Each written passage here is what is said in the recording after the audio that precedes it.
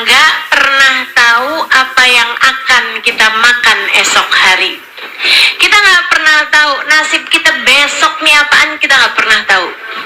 Ibu-ibu saudara sekalian yang saya muliakan, dan Allah tuh Bu, kalau mau ngabisin harta orang, Allah mau banyakin, ngurangin harta orang, ya Allah Bu, sekejap mata. Ibu-ibu saudara sekalian, pagi hari pada beberapa tahun silam di kota Aceh, ibu-ibu saudara sekalian, pagi hari itu mereka nggak ada yang tahu. Nggak ada yang tahu apa yang terjadi. Pagi hari itu ada ibu-ibu yang marah sama anaknya karena anaknya lupa bawa PR. Kan itu ya? Ada yang seorang suami marah-marah sama istrinya karena masakannya hari itu tuh jadi nggak enak gitu. Ada suami istri juga yang bilang sama suaminya kan, kamu kenapa? Belum kamu bayar nih tagihan yang ini, kamu nih emang dasar jadi suami nggak bener nih, kenapa sih kamu lupa bayar tagihan ini itu misalnya gitu. Ibu-ibu saya sekalian, jam 8, jam 9 pagi hari itu terjadilah tsunami yang menghancurkan. Ada begitu banyak harta yang menghabisi, ada begitu banyak nyawa orang. Ibu-ibu saya sekalian, kebayang betapa sangat remehnya perbincangan mereka, kemarahan mereka pagi hari tersebut. Seorang ibu yang pagi hari marahin anaknya karena seragamannya nggak beres dia pakainya, karena pakai sepatunya nggak cepet, karena dia lupa ngerjain PR yang seharusnya dikerjakan malam harinya gitu. Dia berangkat pergi ke sekolah hari itu, malam harinya ternyata anaknya meninggal dunia bersama dengan segitu nyawa orang yang meninggal hari itu. Ibu-ibu saudaraku sekalian yang saya muliakan, Allah yang punya kekuatan, segala kekuatan. Allah satu-satunya sang pemberi rizki. Allah satu-satunya penentu kehidupan. Tetaplah beriman dan jangan pernah mempermasalahkan perkara-perkara yang akan kamu jadikan penyesalan ketika Allah menentukan sesuatu padamu. Bu, suamimu kamu marahin hanya karena dia nggak ngangkatin galon pagi hari tersebut. Siang hari dia jalan kemudian kecelakaan dan meninggal dunia. Kayak apa nyeselmu, Bu? Saya satu hari pernah jumpa sama seorang kawan saya dekat, tapi saya udah lama nggak ketemu sama dia. Saya ceritain nih ibu nih. Hari Selasa, saya jumpa sama seorang kawan saya dekat sekali saya sama dia. Cuman berapa tahun itu saya jarang ketemu sama orang tersebut.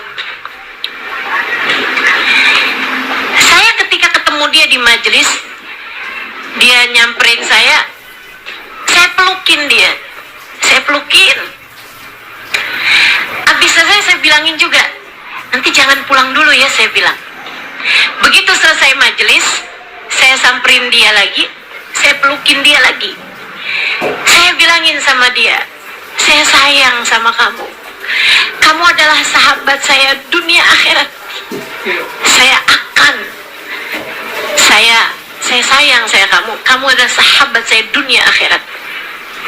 Jadi sekalian, saya hari Rebo, hari Kamis, malam Jumat, pagi Jumat, saya dengar kabar dia meninggal dunia. Ibu-ibu saudaraku sekalian saya muliakan, saya sangat sedih ditinggalkan sahabat saya ini. Hati saya rasanya kehilangan gitu. Saya kehilangan sahabat saya ini, Bu.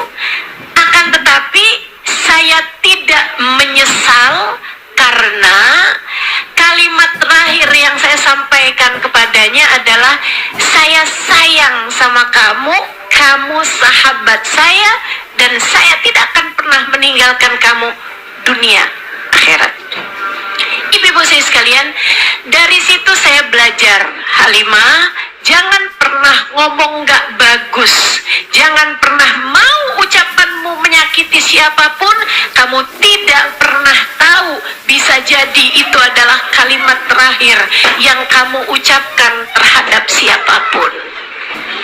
Kamu gak pernah tahu kapan kamu mati, kamu gak pernah tahu kapan orang mati. Gak sakit gak apa kok teman saya itu, meninggal dunia gitu aja. Itu sekalian yang saya muliakan, maka kamu juga gitu. Kamu gak pernah tahu suami kamu tuh meninggalnya kapan, atau kamu meninggalnya kapan, kamu gak pernah tahu. Anak-anak kamu gak pernah tahu, teman-teman saya sekalian. Maka tetaplah beriman. Perempuan yang beriman akan menjadi perempuan yang mampu menjaga ucapannya, mampu menjaga perilakunya, dan dia adalah perempuan-perempuan tangguh, perempuan-perempuan kuat yang tidak mudah dikalahkan oleh apapun. Berimanlah, insya.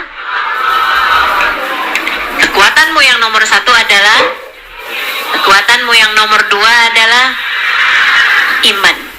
Penentu hidup hanya satu, namanya pemberi rizki hanya satu, namanya yang ngasih bisa sehat, yang ngasih sehat hanya satu, namanya yang ngasih sakit hanya satu, namanya pemberi kehidupan hanya satu, namanya pemberi kematian hanya satu, namanya Allah Subhanahu wa ta'ala. Tetaplah beriman, dengannya kamu kuat. Yang ketiga, teman-teman saya sekalian, kalau kamu pengen jadi perempuan beriman, jangan bergantung kecuali kepada imannya. Kamu udah punya, ilmunya kamu udah punya.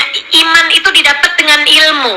Kalau kamu belajar, kamu akan beriman. Kamu jadi ngerti segala macam hal. Nah, iman membuatmu tidak bergantung kecuali kepada Allah. Saudaraku sekalian saya muliakan, jangan bergantung sama suami. Adik-adik jangan bergantung sama orang tua. Orang tua tuh cukup disayangi, Dek. Jangan bergantung kepada mereka. Ibu juga gitu, suami Bu cukup disayangi Bu. Jangan bergantung pada suami.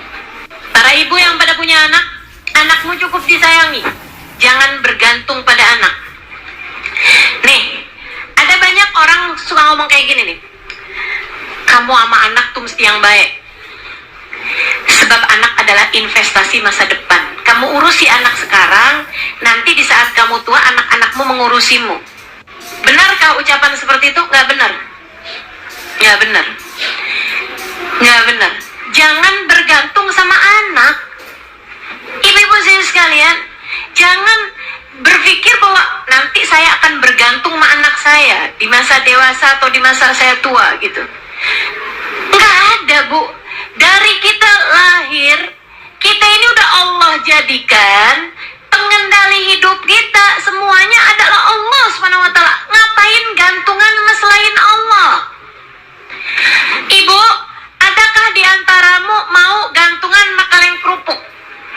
Nih ya, marilah kita bersandar. Sandaran itu, Bu, sama tembok. Sebab kamu tahu tembok kuat. Sama tiang, kamu tahu tiang kuat. Tapi adakah di antaramu yang mau, saya sandaran sama kaleng kerupuk? Ya rubuh. Betul? Suami kamu tuh kaleng kerupuk. Walaupun jangan bilangin sama suaminya ya. Mulai sekarang saya nggak akan lagi bersandar kepadamu, Bang. Kenapa gitu? Kata Ustazah Halimah, kamu adalah kaleng kerupuk.